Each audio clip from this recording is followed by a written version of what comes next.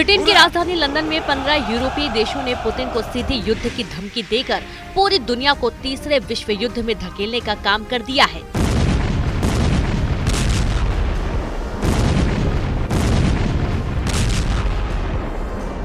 Ukraine के राष्ट्रपति Zelensky इस वक्त खुद को किसी वॉर हीरो से कम नहीं समझ रहे हैं।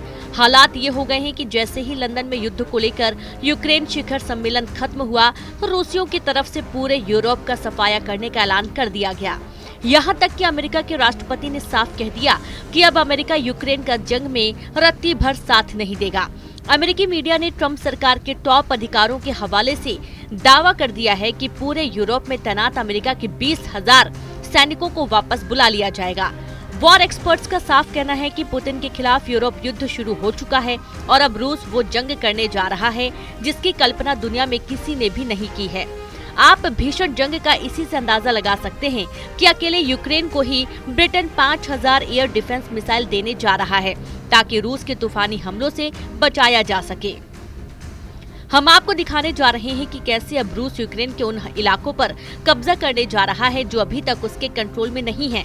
साथ ही हम आपको ये भी दिखाएंगे कि बिना अमेरिकी सहायता और साथ के यूरोप और यूक्रेन रूस से जंग कैसे जीतने का दावा कर रहे हैं।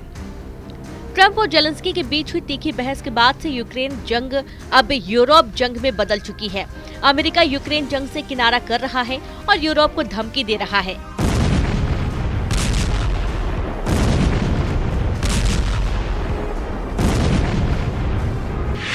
कि पुतिन से सीधा युद्ध यूरोप का विनाश कर देगा। हालात ये हैं कि रूस से सटे देशों में भारी संख्या में यूरोपीय देशों के टैंक, सैनिक, मिसाइलें, बख्तरबंद और रॉकेट ब्रिगेड पहुंच रही हैं। इधर पुतिन ने पूरे यूक्रेन पर भीषण हमले कर दिए हैं क्योंकि रूस को एहसास हो चुका है कि यूरोपीय देश अब किसी भी कीमत पर यूक्रेन जंग नहीं रुकने देंगे।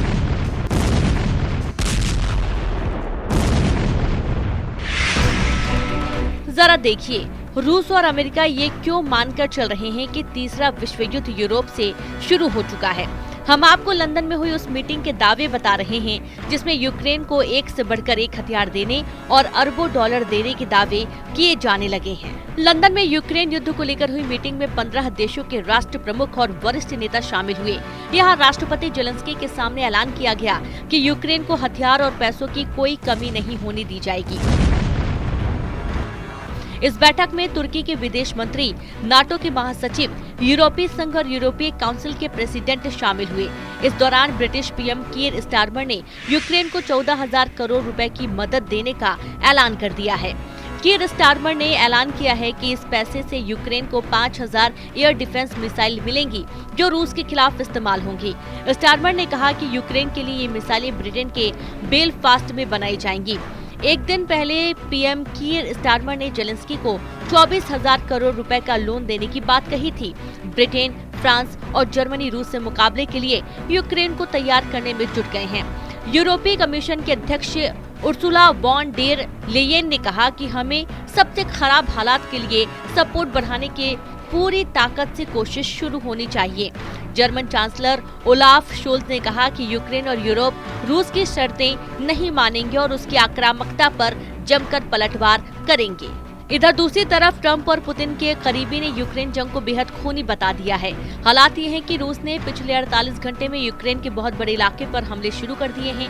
रूसी के टैंक, तोप और पैदल सेना की दर्जनों ब्रिगेड ने यूक्रेन के उन इलाकों पर कब्जे शुरू कर दिए हैं जहां रूस की स्थिति अभी तक मजबूत नहीं थी। अब रूस को भी एहसास हो चुका है कि राष्ट्रपति के आदेश पर अमेरिकी सेना यूक्रेन की मदद नहीं करेगी। Institute for the study of war यानी ISW ने अमेरिकी अधिकारियों के हवाले से एक ऐसा सनसनीखेज दावा किया है जिसने यूक्रेन के होश फाख्ता कर दिए हैं। ISW की रिसर्च और दावों के मुताबिक पुतिन का रूस यूक्रेन के उन शहरों पर पूरी तरह से कब्जा चाहता है जो अभी रूस के कब्जे में नहीं है। वॉशिंगटन DC में स्थिति ISW थिंक टैंक ने नोट किया कि इन क्षेत्रों में कई बड़े शहर हैं जिन पर रूसी सेना का वर्तमान में कब्जा नहीं है और जब्त करने की कोई संभावना नहीं है। बचे हुए 4 यूक्रेनी क्षेत्रों पर रूस के कब्जे में बड़े शहर शामिल होंगे। ऐसा दावा किया जा रहा है कि जैसे खेरसॉन सिटी जहां लगभग 2,75,000 की आबादी है, उस पर रूस पूरा कब्जा चाहता है। इसी तरह यूक्रेन क्रामाटोर्स्क पर कब्जा चाहता है, जहां यूक्रेन के 1,47,000 नागरिक रहते हैं। इसके अलावा रूस ने यूक्रेन के जापोरिजिया सिटी पर दावा ठोका है, जिसमें 7,06,000 यूक्रेनी नागरिक रहते हैं। ISW का अनुमान है कि यूक्रेन के कम से कम 10 लाख से ज्यादा यूक्रेनी नागरिक रूस के गुलाम हो जाएंगे और यूक्रेन का एक बड़ा इलाका यूक्रेन हार जाएगा। यही वजह है कि रूस के खूनी हमले और यूरोप पर मंडराते तीसरे विश्व युद्ध के खतरे को देखते हुए कई नाटो और यूरोपीय देशों ने चेतावनी दी है कि अगर रूस से जंग करनी है तो आखिरी युद्ध करने को तैयार हो जाओ।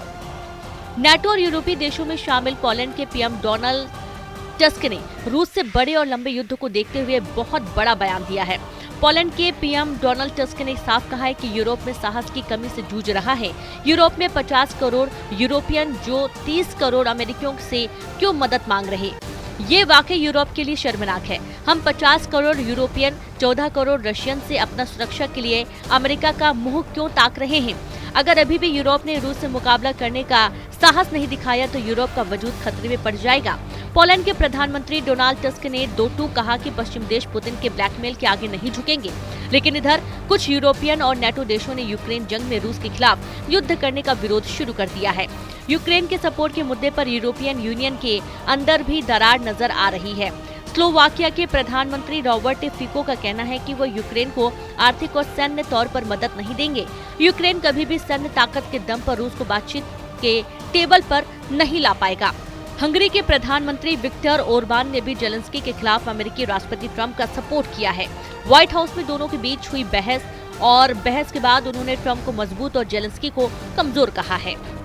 अभी तक की स्थिति को देखते हुए साफ कहा जा सकता है कि रूस से सीधी जंग करने से पहले ही यूरोपियन यूनियन और नाटो में भगदड़ मचना शुरू हो गई है। लेकिन रूस इस मौके को अब खाली नहीं जाने देगा।